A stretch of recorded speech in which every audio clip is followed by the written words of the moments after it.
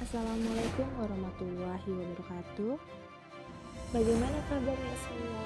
Semoga baik-baik saja dan menonton video ini dalam keadaan sehat walafiat. Di sini Ibu akan membahas pembelajaran jarak jauh atau PJJ untuk kelas 3 SMK plus Mishkapul Askia Rangkas Bitung, yang mana ini adalah pertemuan pertama untuk anak-anak Ibu yang kelas 3 sekarang.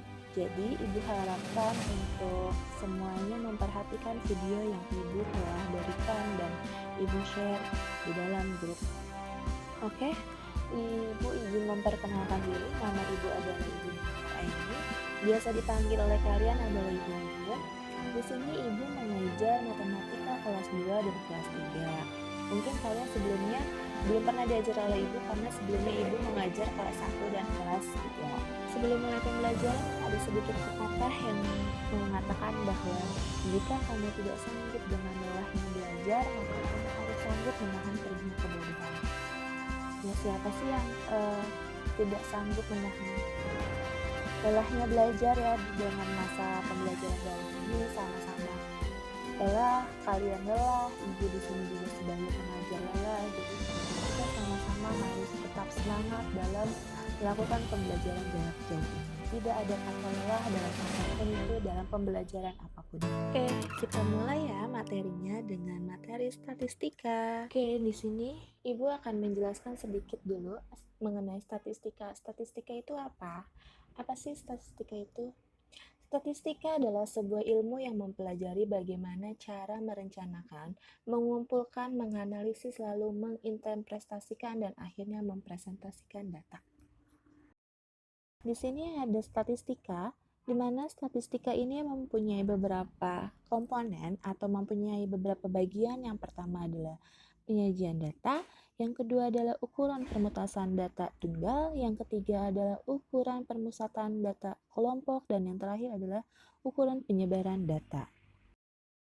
Setelah mengetahui apa saja macam-macam statistika, marilah kita bahas satu persatu. Yang pertama adalah penyajian data.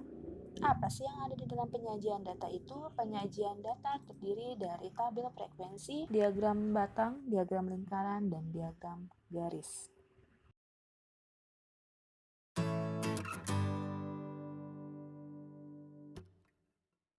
Nah, sudah tahu kan apa saja penyajian data? Nah, kita lanjut ya.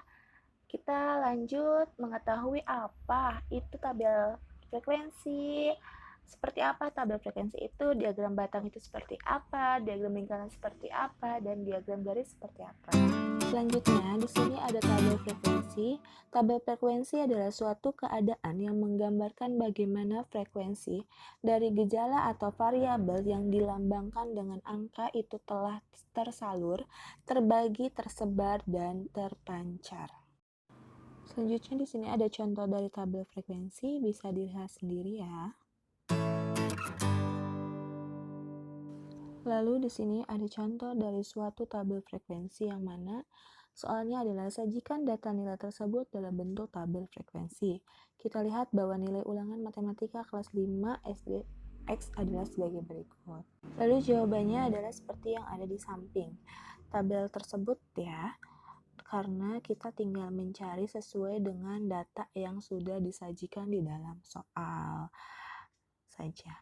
Oke, pertemuan hari ini kita akhiri ya. Kita